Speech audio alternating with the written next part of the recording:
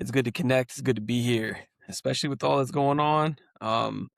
Having platforms to speak on what's happening is really important because the media will spin narratives the way they do, and so having alternative media to be able to share a more accurate version of what's going on is really important. So thank you for providing that space. Rob, I definitely talk to you more frequently due to our production of this show and the other stuff that we work on. And Rob, you've kind of been like one of my firsthand, uh,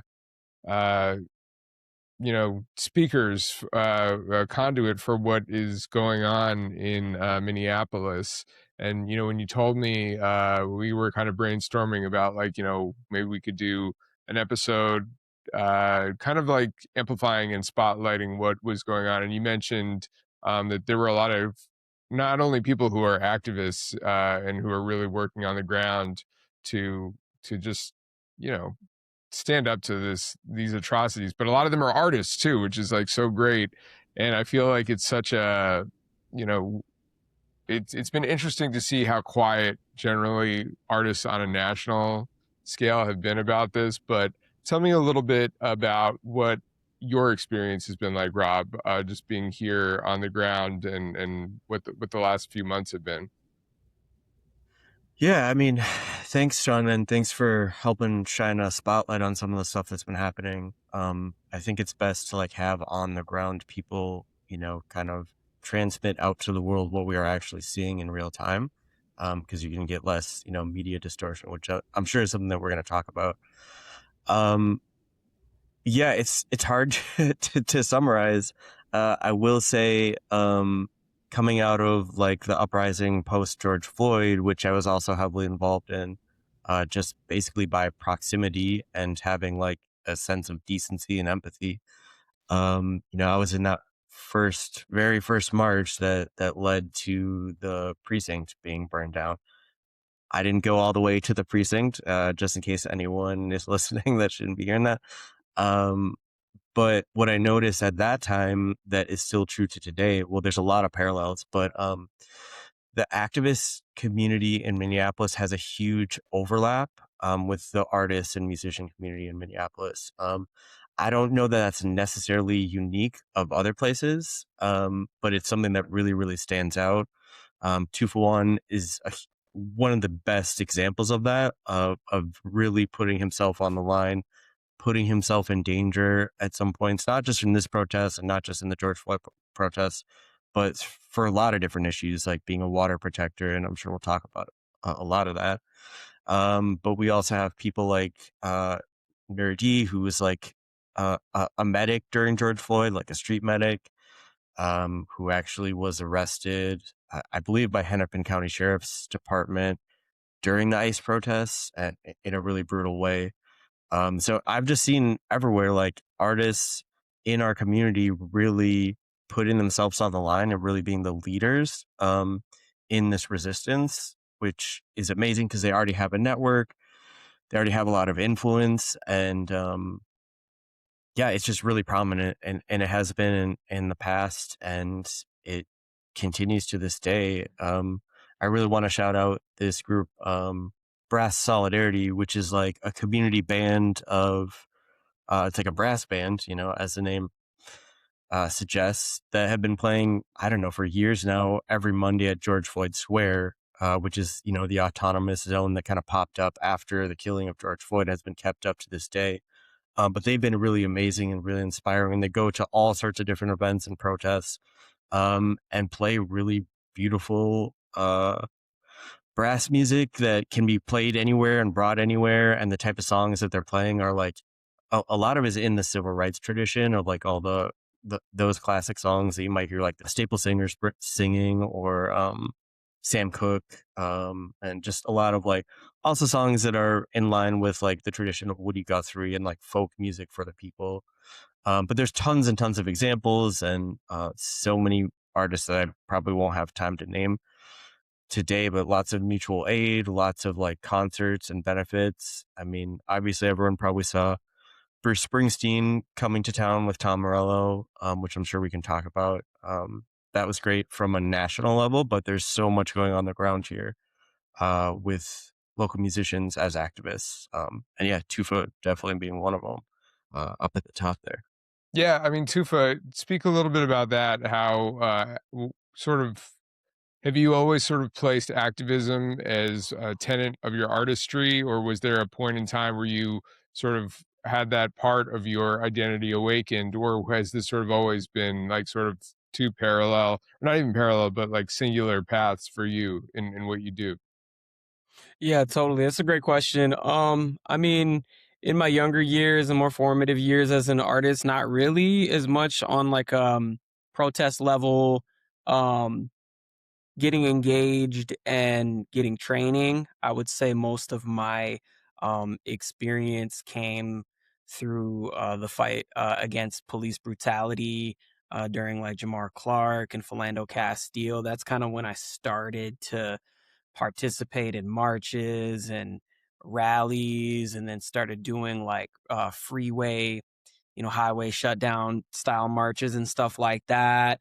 And really getting engaged on that level. I was always in the community though, like community organizing, doing youth work, which can be considered a form of activism in its own way. But I would Sure. say more like frontline protest. Really and truly, Standing Rock was when, the switch kind of flipped for me where I'm like, okay, I'm an artist and I can use my artistry and, you know, be a frontline protest, person, and get engaged on that level. Um, and it was especially, yeah, Standing Rock was huge for me. It was a big shift. It was a big change. And since then, it comes up. I feel like a lot of the movements and a lot of activation for people comes when their own communities are being targeted and being hit. And so when Standing Rock came up, I was like, I feel like my spirit is calling me to go to the land and go defend the land and the water. And so it was important for me to go out there and protect my people and our life ways. And then, we have 2020. um Sometimes a protest shows up at your front door and you just got to engage, right? And some people choose to, stay inside and choose not to be out there and activate. But for me, there's no choice. It's kind of embedded and we have to do this. But also the history. I'm Boricua, I'm Dakota, I'm indigenous, and so there's a long line of resistance that comes from my lineage. Mm. Um, you know, all the way back to my Dakota ancestors who fought the United States during the Dakota War of 1862. And so, in a way, this is just kind of a part of who we are as Native people, as Boricuas, as Puerto Ricans. Like we are fighting colonization, and in a way, we're protesting day to day, just based on how you look at it. And so, there's that level to it too. But really and truly, I would say back in 2016 when I was at Standing Rock was like a bigger shift for me. Talk a little bit more about, I feel like there's so many different subgenres and subgroupings of hip hop, and the native hip hop community is one that those who know maybe have a little bit more insight, but for a lot of people, that's just a whole section of the map that they're not necessarily aware of. Like, tell me a little bit more about what that community is like, and how they do sort of come together when is needed for these, like, there's music making, but then obviously there's these catalysts that can draw the attention to issues that artists from this community would, be well equipped to speak on.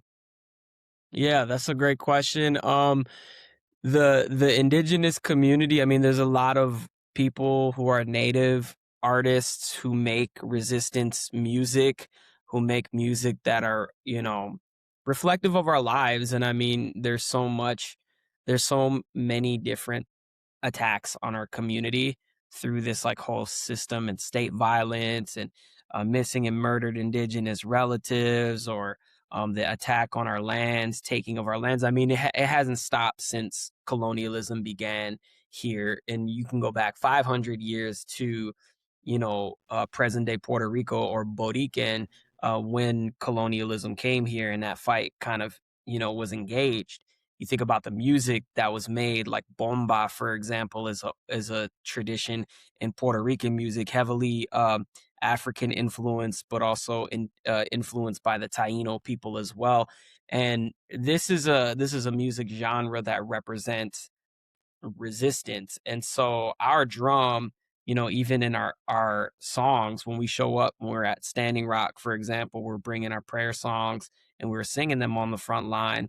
Our song is there as a form of resistance. But now you think about the more contemporary forms, right? Like I do hip hop, I do R&B, dancehall, reggaeton, kind of mix it up. But the foundation has been hip hop, and the artists who are really active and putting out music, it's really dope to see, because we're a reflection of what our predecessors and our ancestors, they laid this foundation of, hey, we got to use our voices to fight.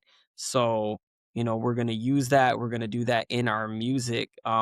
Examples, like Natani Means, for example, a good friend of mine, he's been doing resistance hip hop and bringing awareness to our fights through the music. And he's been killing it for years. I was on the front lines with him. He was here during 2020 also. Standing Rock, Anton X is another artist who is bringing a lot of awareness to issues that are prevalent in the Native communities, but also is a traditional singer and lives the traditional way. Um, but it's cool because we're able to create new sounding music. Um, when you talk about, oftentimes, like, is overlooked, the Native hip hop scene or music scene is overlooked. A lot of that is a symptom of colonialism and the erasure that we face as Native people, right? And so I think it's even more important that during these times we are using our voices and we're centering Native people, especially against the pushback against ICE. They're saying this is about immigration.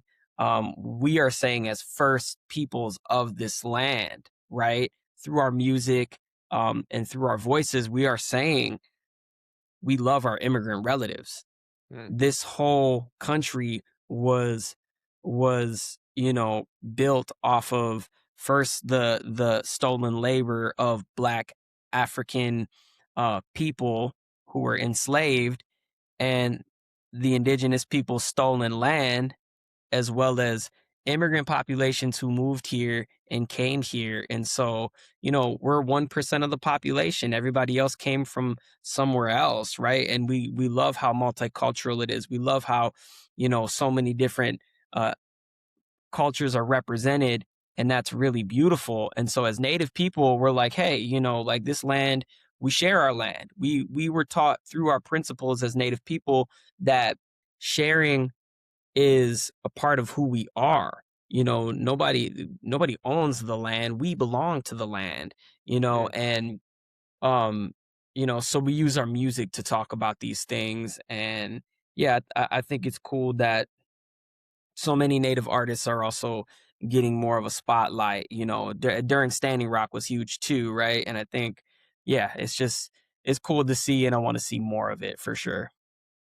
What is it that you think it is about this particular part of the country, and like speaking about Minneapolis and Twin Cities, that it seems to have been, growing up, I didn't grow up in the Midwest. I didn't grow up anywhere near Minneapolis. So I never really heard about, until recently, it seems to be the epicenter for so many of these moments of resistance, and like people really standing up and being put into situations where they have to stand up. So I almost wonder, is it that I imagine that it can't be just, oh, well, that all of this is happening because all of these things just happen to be happening in Minneapolis, because, these atrocities and this bullshit happens everywhere. But like, there's something that seems to be that, like, I wonder, from both of your perspectives, is it something about the people there? Is it something about the history that's there, that it seems to like continue to be at the epicenter of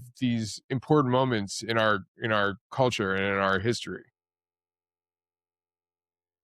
Well, I'll Rather, definitely let Tufa speak to one of the things which I think is most important, and there's a long history of, which is the fact that the American Indian movement was founded here on the south side of Minneapolis, actually on Franklin Avenue, which is actually where a lot of the ICE targeting has been on that neighborhood. It's everywhere on the south side, and it changes day to day, but there's a heavy presence there.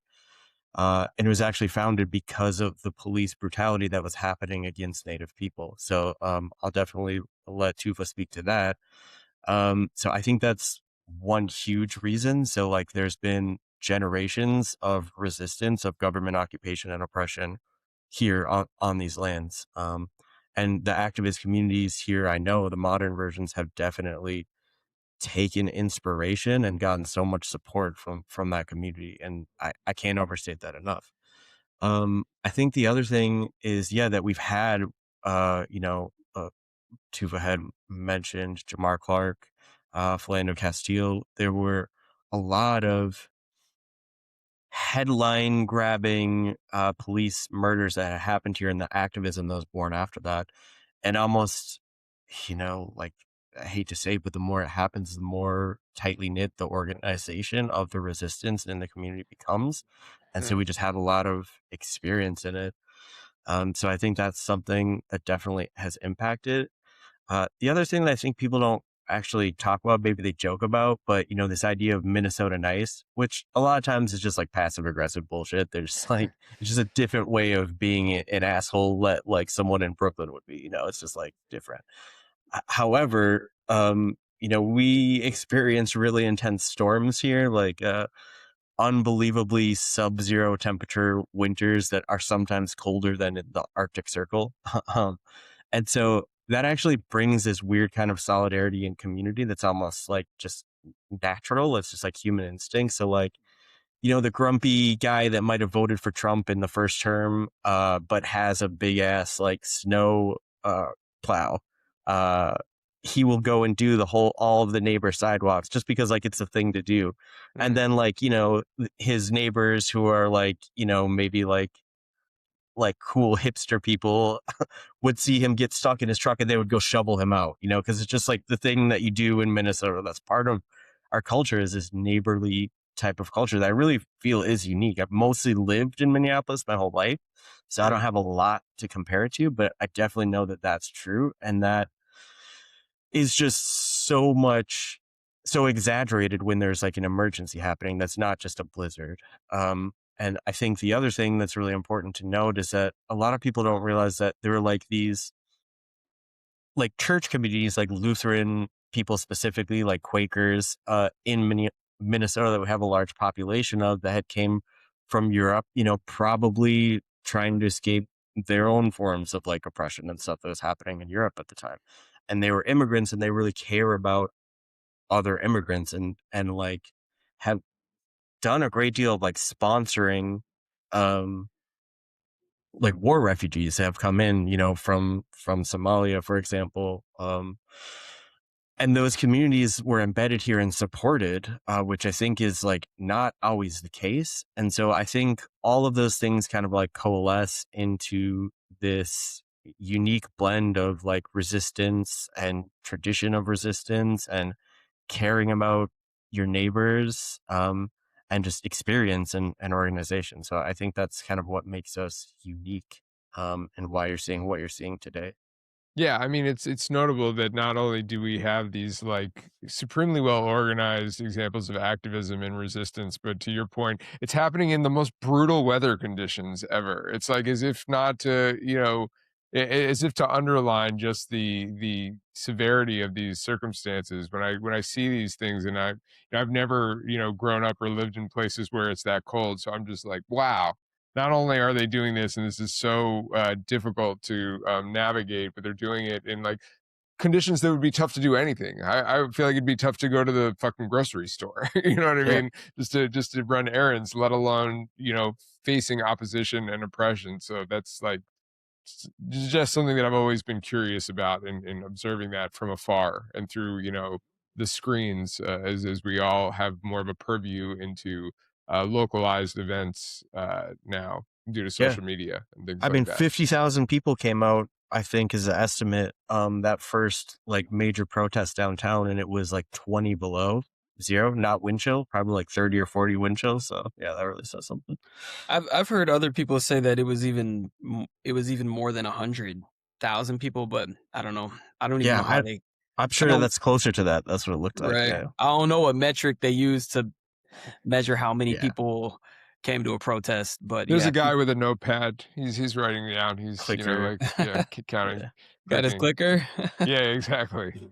Tell me a little bit about that. Like Tufawon, I'd love to know what is, obviously there's not like a schedule or a routine, but in the midst of this, for people who are completely removed, like what is a day like when you guys are basically standing up against this and pushing back against ICE? Like, as much, obviously I know you don't want to reveal all of the or maybe you do, like publicly, like what this sort of organization is, but what is like the average day in the life, as it were, for somebody who's really involved and activated in the community against ICE?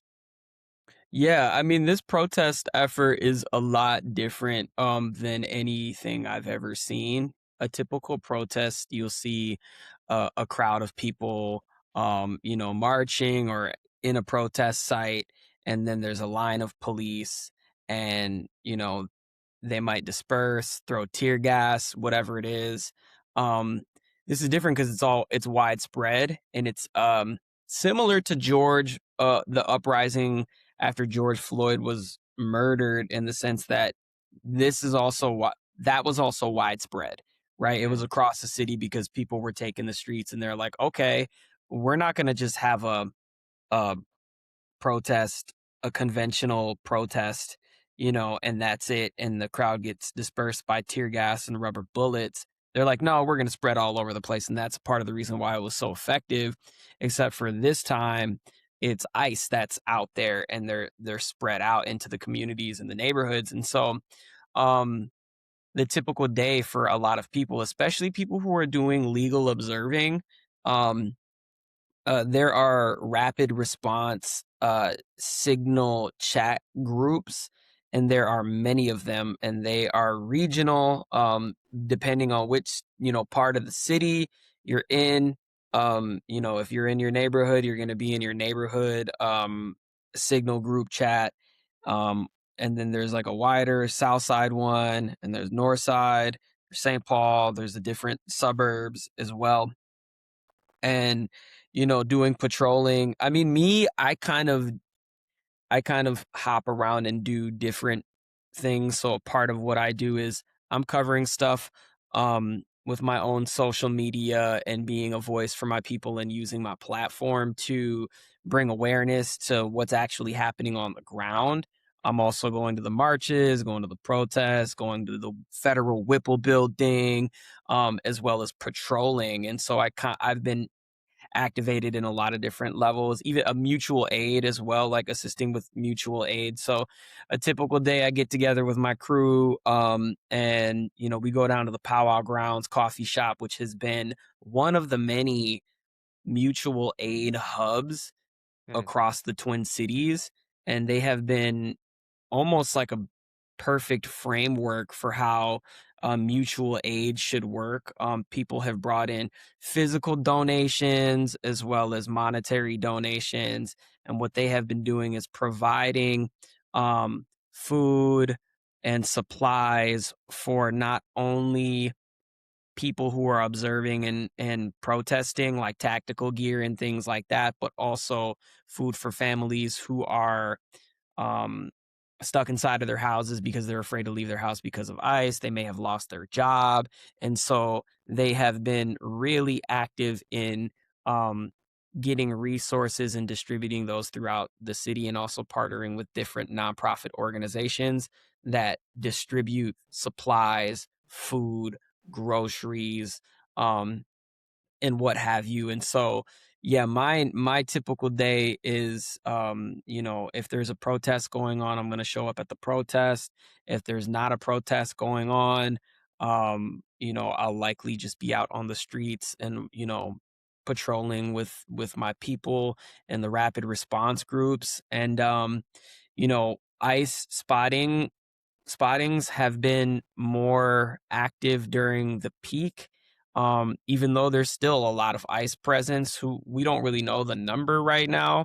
It still could be around 2,300 ICE agents that are here, even though Tom Homan announced the end of Operation Metro Surge.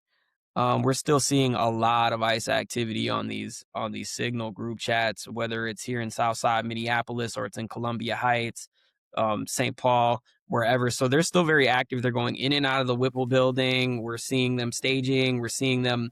Um, there's still a lot of ICE presence, and so it's super important that we continue to keep an eye on them. So the patrol groups, rapid response groups have been like a community dispatch, if you will, listening and keeping an eye. There's eyes on the street, keeping an eye on what's happening, taking license plates, numbers, and essentially like spotting ICE activity, right? And then if there is ICE activity in the area, rapid responders, we're ready. And if something happens and there's a potential abduction about to happen, the people come out blowing whistles, filming, which filming is our, we have a constitutional right to film. So, we're pulling out our phones and we're filming. I've so far had two ICE encounters where we all came out as a community, and we actually three of them. Two of them were in the Native community and one of them was in Columbia Heights. And we all get out of our cars and we have our whistles. Everybody's blowing the whistles and everybody's filming. And they're intimidated by that, and they're fearful of that. They don't want to be recorded because what they're doing is illegal. Much of what they're doing is illegal, right? And so they don't want to be filmed and spotted doing this because they're building cases on themselves. So later on, when this whole regime is ended, Trump is not in office anymore. Those are open cases, and the ICE agents that were, engaging in illegal activity are to be held accountable. You know what I mean? And that's a part of the reason why they cover their faces and whatnot. And so, yeah. So I'll be out there patrolling, but also out there, at the protest, even at marches, rallies, or just raising money and supplies, using my platform to raise money and supplies. So kind of all over the place. Yeah.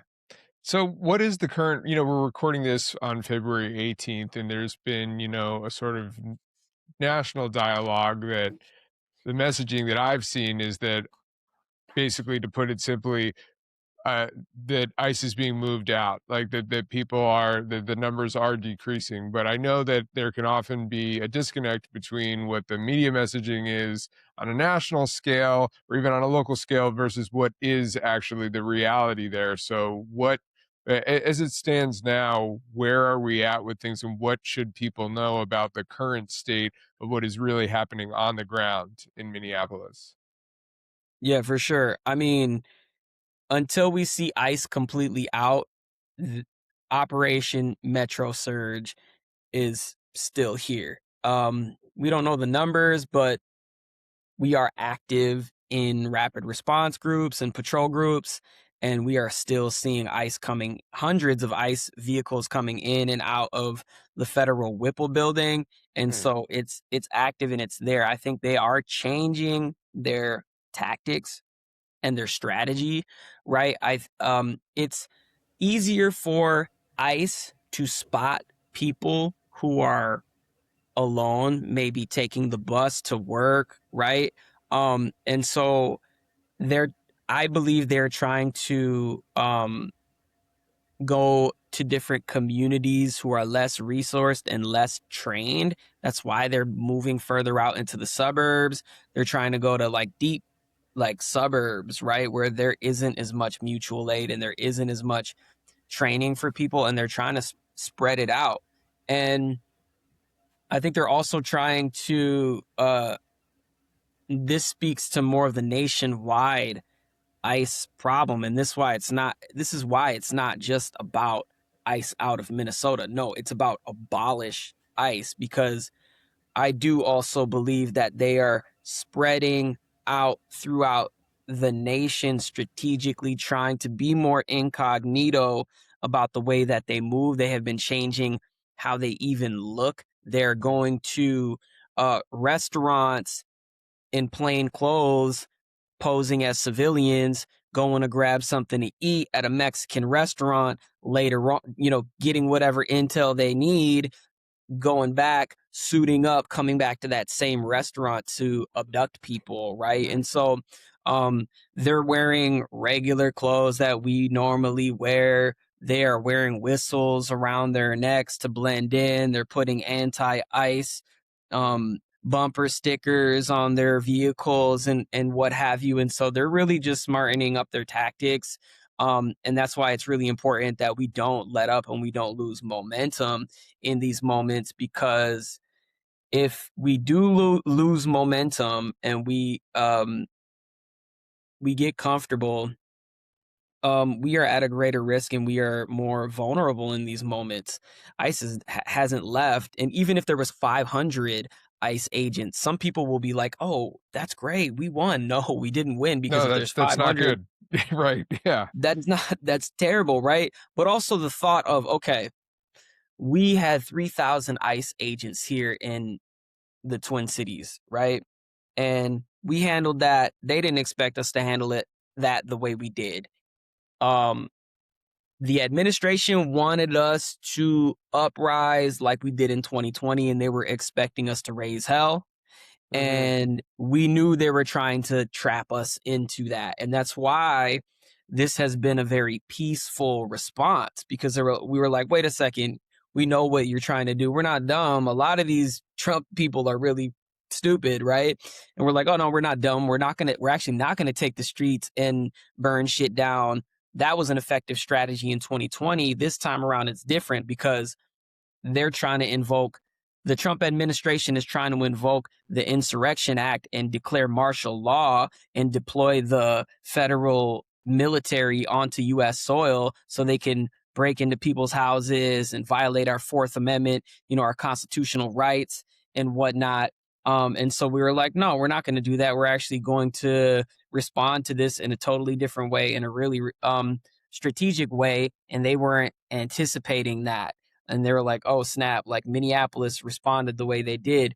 We kind of built a framework for other cities to adopt, saying, hey, this is the most effective way to push back against ICE. Here's what worked for us. Take this framework. Probably going to look a little different in each city, depending on the landscape and depending on the community and whatnot, right? But we developed this like framework. So we're like, okay, we can send all of this to the next cities, right? Because the idea of ICE leaving, and they're not going to completely leave. I think before the whole surge, we had about 150 ICE agents here, just on the regular.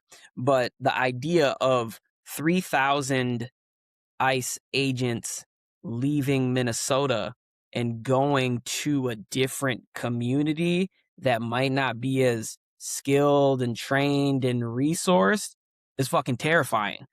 You Right. know, it's that shit is scary. So we're like, okay, how can we make stronger nationwide connections? And that's that's an important piece to this all, because this is not just about Minnesota. And it's cool to see that there's a lot of solidarity outside of Minnesota too. Like seeing that has been really cool. And time to start building coalitions, building stronger connections as a bigger community here.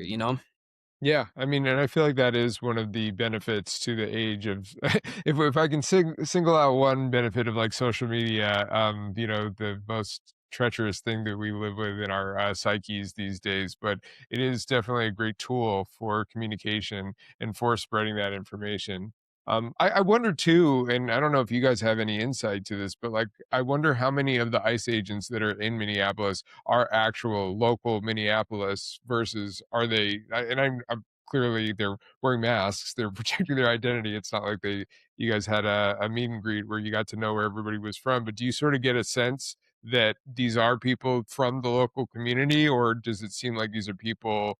You know, when you see that clip of like the ICE agent running and slipping on the ice, that's one of those moments where it's like, I wonder if this guy is from, Atlanta or something and wasn't, aware of what the environmental circumstances would be. But do you sort of get a sense that these are people from within the city, or is it, hard to know? I would say it's definitely hard to know. The other thing I want to know is just like the collaboration between specifically the Hennepin County Sheriff's Department and ICE, and then the collaboration between the MPD and ICE. Like, there is supposedly a separation ordinance between MPD and ICE, but I haven't seen that on the ground, even including going back to like this summer when there was less of a ICE presence. They were still doing what they call crowd control, which usually amounts to like brutalizing protesters and throwing down chemical weapons. MPD doesn't use the same type of chemical weapons because they're actually banned from using certain flash bombs and tear gas that has been proven to be carcinogenic and like horrible for the community. But they're still definitely in collaboration in a lot of different ways, as is the Hennepin County Sheriff's Department, which is really scary, right? Because like if you go back and read like Nazi history, like when the SS started to collaborate with or take over local police departments, like in Prussia and Bavaria early on, that's basically what led to the formation of the Gestapo, as I understand, which then, fueled the Holocaust. So like when these federal agents who have impunity and immunity for whatever crimes that they want to commit up to and including murder, as we've so far seen, because JD Vance literally said that they are immune from prosecution after the murders.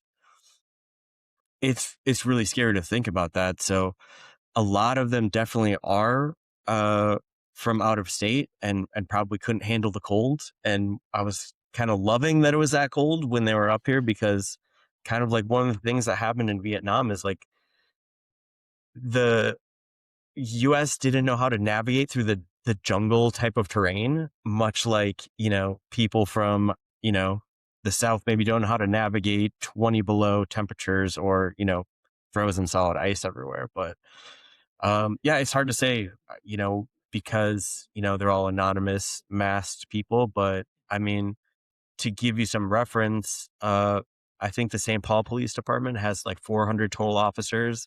The MPT has like 500 total officers. And we had, 3,000 ICE agents here. So just like as a reference of how much overkill that is, that they're definitely not all from Minnesota, but there's a lot of collaboration with the police departments and the National Guard here. So yeah, I'll Yeah. say that much. So, this is like a hip hop podcast, and we sort of spoke on it earlier about how clearly hip hop has been used to be a voice of the people. It's been used to sort of spread messaging, to document what's happening, to give calls to action and inform. I'm curious to know from both of your perspectives, how do you feel hip hop, both locally as well as on a national and even international scale? How they have been handling what is happening in Minneapolis and with ICE in general. Are there artists that you've seen that you want to shout out and commend for what they have been doing in their music and in their platforms? Are there perhaps criticisms that you'd like to throw towards people who have been silent or sort of more complicit in what is happening? I just think it's important to talk about that component of it too. Yeah, definitely. I don't really have anything negative to say about just overall the community of artists, especially speaking to the ones outside of Minnesota who haven't really been speaking out and speaking up. against the atrocities that we're seeing here through all of this ICE activity and DHS and Border Patrol. But I think a lot of that comes from the fact that our voices and our media is being suppressed, and outside of Minnesota hasn't really been seeing as much, even though like we've been cracking the algorithms like pretty good, and we've been able to get like media attention. But I feel like the the big wave of media that we saw is kind of gone. Like a lot of the, journalists and big media outlets, they're not as present. But I will say that there's been active attempts at suppressing through the media, suppressing our movements. And so when I talk to my friends outside of the state, for a long time during this whole, surge, they were saying they weren't seeing what was going on. And I'm like, you're not seeing what's happening. So, you know, again, when people when people are impacted directly, you start to see more of a fight and activation, and for people who are not here, who aren't impacted, I get it. I'm not mad at anyone. I do want to see more people get activated for sure, especially artists. Mm, But I just use my own platform, and I know I carry a responsibility, and so I'm gonna use mine as much as I can, um, and speak out against what's going on. And so even my own like EP, for example, I released an EP. It's called Gradient, and it doesn't really speak to ICE because I made it before this whole surge, but it does speak right. to our liberation as indigenous people, our fight against colonialism, and taking up space. And also, um, it speaks to who we are as natives prior to colonialism and kind of goes past the colonial narrative. And it talks about who we are now, talks about being from Minneapolis. And so, it's related in a lot of ways.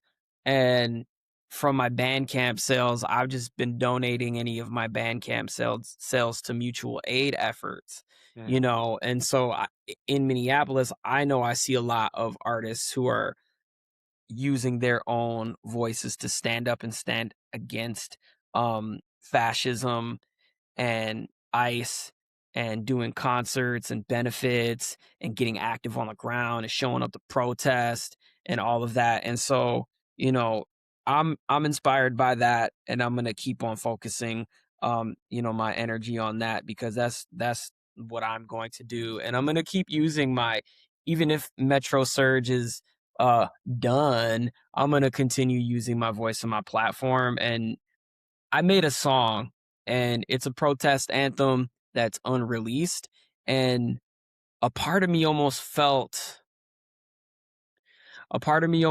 guilty, and not guilty, but I didn't feel comfortable making a song and promoting my music and promoting a new song at the peak of everything, right? right. Something felt off about it, and I was like, I don't know why, but I'm gonna I need to be patrolling. I need to be, at the protests. I need to be boots on the ground, and I've seen so many artists. It's a weird space, because I've seen a lot of artists who use movements to, expand their own platforms and to go Mm, viral, and you know what I mean? And it's kind of a gross thing. yeah. So like I didn't want to do it for those reasons. I don't care to blow up off of a movement, like that's, to me, that doesn't feel right, and it doesn't sit right with me. And so my efforts were more on the ground, and now I'm like, okay, things have calmed down. I feel like the timing of this is right, because I do still feel like making music that promotes the message of revolution and liberation and abolishing ICE and all of these things is still super important. I just wanted to time that in a way that felt right for Right. me. And so I did make a song. It's unreleased. I will be releasing it. And I don't know, maybe I'll use the proceeds to go towards mutual aid right now, because like there are so many people right now who are um they are in need of rent relief, and there are a lot of people who are facing eviction right now, and it's like low key, honestly, the most pressing and urgent thing right now. So it's like, okay, how do we use our power to like raise money and mutual aid?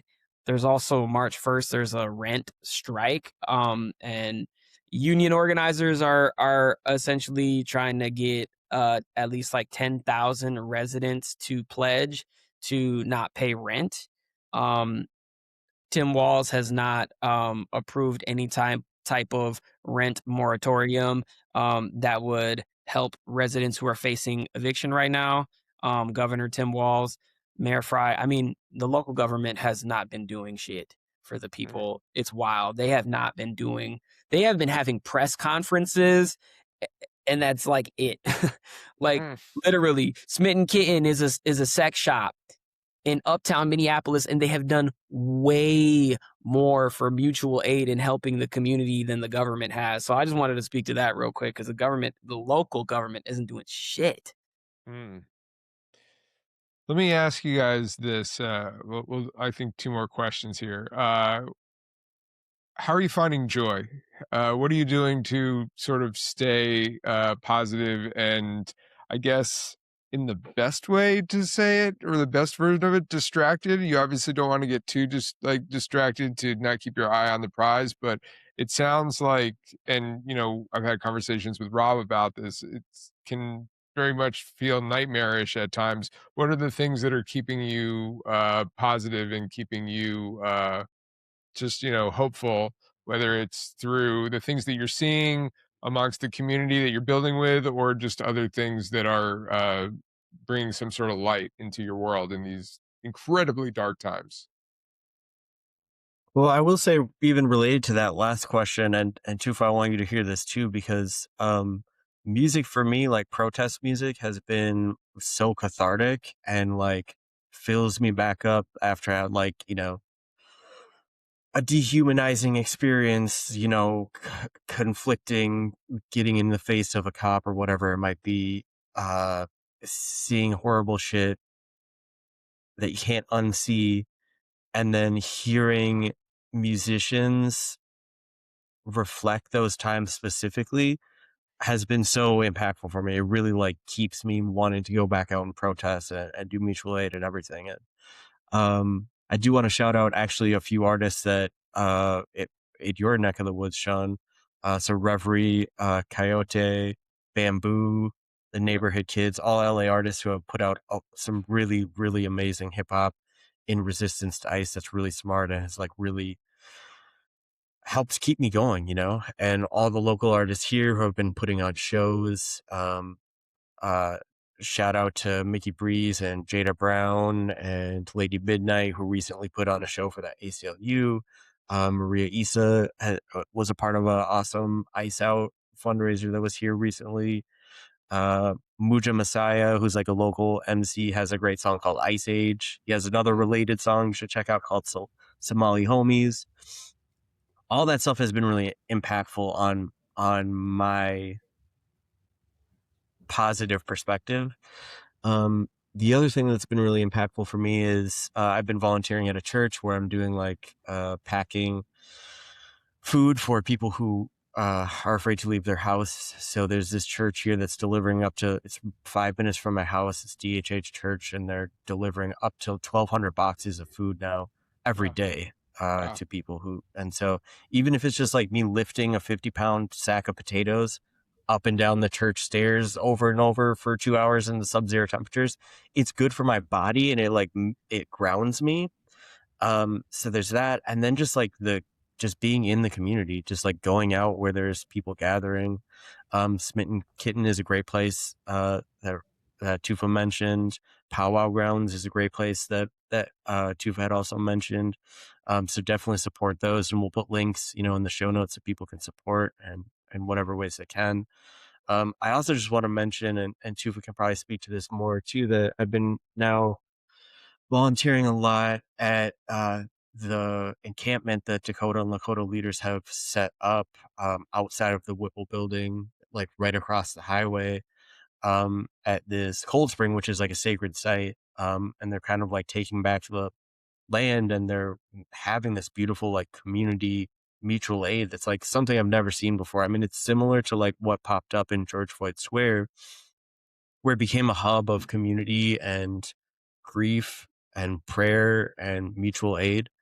And it's in a really beautiful location, but it's overshadowed by this giant Whipple building, which is on Fort Snelling, which is where the original colonizers of Minnesota set up shop, um, on a place that the Dakota see as like their ancestral homeland, which they call Badote. Yeah. So that's been huge for me too. So like music, community, and just being active, like physically doing something that's helping, have all been really helpful. Yeah, Badote, and I'm Dakota. I'm Midewakantawan Dakota, and my ancestors fought against the United States during the Dakota War of 1862. And so when we talk about, to go back to your question about why Minneapolis, why Minnesota? I mean, there's a long legacy of resistance against state violence, that goes all the way back to the so-called like beginning of this nation and this state, right?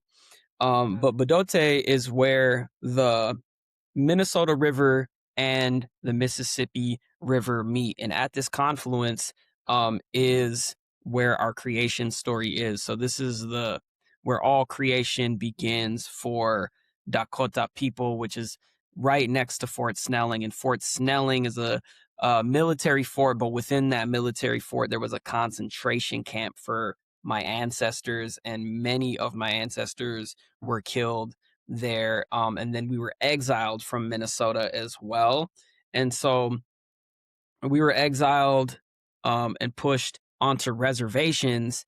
And that's a whole nother story of hardship and oppression after we were pushed onto prisoner of war camps, or today we call them reservations. And in law, it's not an active law, but technically it is illegal to be Dakota in Minnesota. So it's like illegal for me to be here, and they haven't gotten rid of this, even though it's not like active, of course.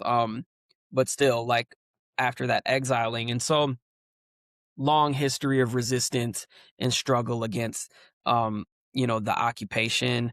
But seeing my people fight, that's what gives me hope, right? To go back to your question about hope, um, seeing how many people are activated right now, like I've never seen before. Also seeing a lot of white allyship like I've never seen before. And communities of color have been just screaming at white people for the longest, being like, yo, use your privilege to fight against the oppressor and fight against, state violence and all of this that we have been dealing with, for since the beginning of this so-called nation.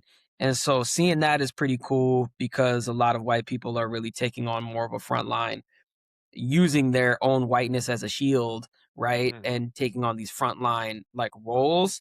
I will say that like before Renee Good and Alex Preddy were executed, I saw more white allyship and activation from white allies than I've ever seen.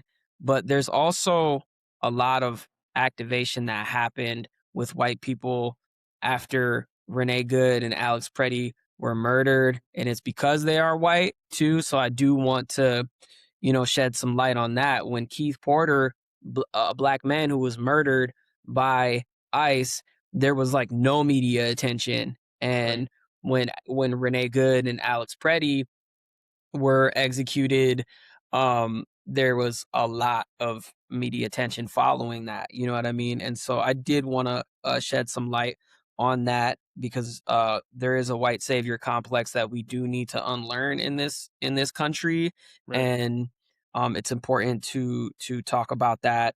But what gives me hope, I swear, like being out here and just being with the people, yo, like just being at the powwow grounds or going to heal Minneapolis over north or pulling up to the protests and the amount of connections that we're making and how beautiful it is to see so many people who do not stand for this fascism, who stand against ICE and all of this egregious behavior that we're seeing. There's way too many good and decent people who are like fed up with it and who share this common ideology. Like we are here to liberate ourselves from that, and seeing so many people activated, that's really beautiful. Seeing the art that's being created, seeing like art builds and like really dope like screen printing, like mass screen printing happening at cool art builds, seeing you know the concerts and all of the different events that are happening for a cause, to like mutual aid concerts where we're raising money and supplies and things like that. All of that stuff gives me hope. I also made it a point to allow myself to rest in between, Mm. because in 2020 everything was so fucking nonstop that I didn't allow myself that. I was getting like 2 hours of sleep, a night when we were out there during the uprising. And what happened for many of us during that time, because we didn't allow ourselves to process our emotions, right? Right. When things calmed down, our emotions came crashing down, right? And it was really, really intense for our mental health. And Yeah. so this time around, I'm making sure that I'm drinking enough water and that I'm, trying to get 8 hours of sleep and taking care of myself, and also tapping into the fact that there are way more white allies. So I'm like, okay, they're out there putting in this work, and I'm gonna tap into that to allow myself to kind of recoup and recover, and allow myself to in real time process these emotions, and taking care of my own mental and spiritual health during all of it, to find that balance. Yeah, absolutely. So we'll wrap it up with last question, and we'll put a bunch of links and things in the episode notes. But for people who want to help, where how can they help? What are the best ways for people to help? Yeah, I would say, I mean, on the South Side in Minneapolis, get connected with Powwow Grounds. They're doing a lot of great work with mutual aid. Also, Smitten Kitten is great. I would say get involved with Smitten Kitten, just because they're doing a lot, especially with rent relief, which is like the Mm. most pressing um, issue right now. Um, and on social media, Minnesota Ice Watch is great. Indigenous Roots on the St. Paul side, they're doing a lot of great stuff. Tap in with them. Um, I'm probably spacing a bunch of them. I don't know, Rob, if you got any that you want to plug. Rob, you're muted. All right. Yeah, I would definitely say DHH Church. I'll put the link in there just because I know I work with them pretty regularly, and they're doing an incredible amount of work to get food distribution out to people. I would say anyone that's doing work on trying to get an eviction moratorium, that's really, really important. Like Tufa said, both Jacob Fry and Governor Tim Walz have not done anything about it. They're doing media tours. They won't even mention it. They have the power to do that. And both of our city councils in St. Paul and Minneapolis have already passed that. And while like the executive branch and the higher ups in the government haven't really been doing shit, specifically the Minneapolis City Council, like which is made up of a lot of people of color, a lot of people who are the sons and daughters of immigrants, have been on the streets with the people and have been way closer to like actually making a difference in the city. So I just want to shout out that, because even like the council president has been on the streets and got pushed around by ICE, like physically shoved and pushed back by ICE agents, trying to protect him. But the executive branch is not doing anything. They're just playing politics and trying to get good media coverage for themselves by saying swear words, which doesn't do anything. So definitely anyone that's going to support food distribution and rent relief is really, really big now, because those are two of the biggest things. And then lawyer research, lawyer defense funds are really important too, because a lot of people are going to need legal representation. So even if it's like our local Minnesota ACLU chapter is a great place to donate to. And like I said, there's a ton of great like link trees and organizations that have lists of different places that you can donate that are on the ground, vetted, verified organizations that you can actually make a difference if you want to support monetarily. There are also different campaigns to, boycott Target, for example, boycott Home Depot, boycott Enterprise, boycott Hilton Hotels. These are all people who have aided and abetted in the kidnapping and ethnic cleansing that's going on here. So I think that's all really important too. Yeah, and we'll make it easy for everyone to find those links in the show notes.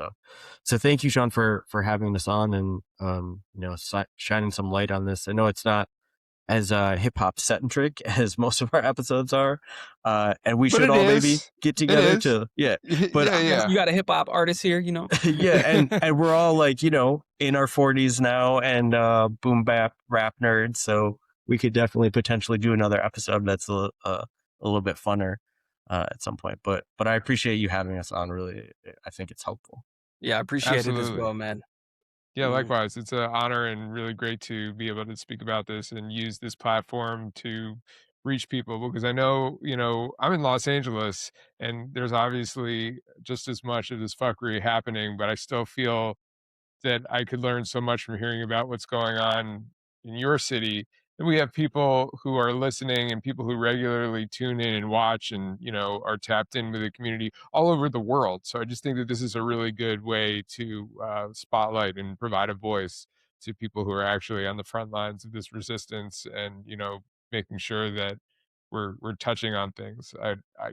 I'll say it since you guys aren't saying it. I think it's kind of crazy that there haven't been a lot of more coverage through even hip hop podcasts, we'll say, because this is something that's been happening for a long time. I feel like, quite honestly, when I woke up this morning, I was like, damn, I hope that this isn't like too late. I feel like we could have done this earlier, in the year even, but I'm like, okay, it's good to do it now. And I hope to see other people. This is me, speaking to anybody else who has a platform. Use your platform. Let's Mhm. amplify these messages and have these conversations, because I promise you that all the other things that are happening in like the media hip hop sphere, as it were, they're all going to be there later. Like, you know what I Yeah, mean? Like there's opportunity to talk about that. Let's talk about things that are time sensitive and culturally important now, because we have the opportunity to do so. I mean, I totally agree. We still have at least 3 years of the of fighting to do with this current administration, and they are planning to escalate.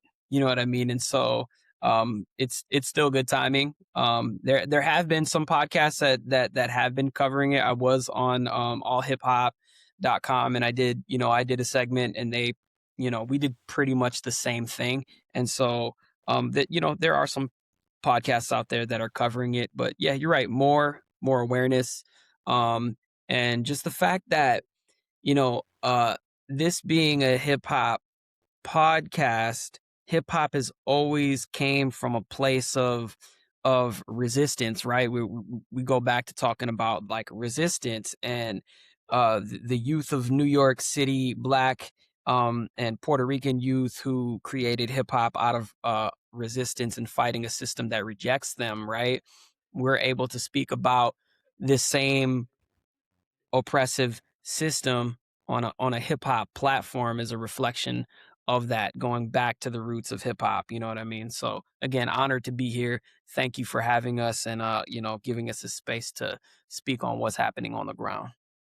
Absolutely. Thank you both for joining. Appreciate it. Peace.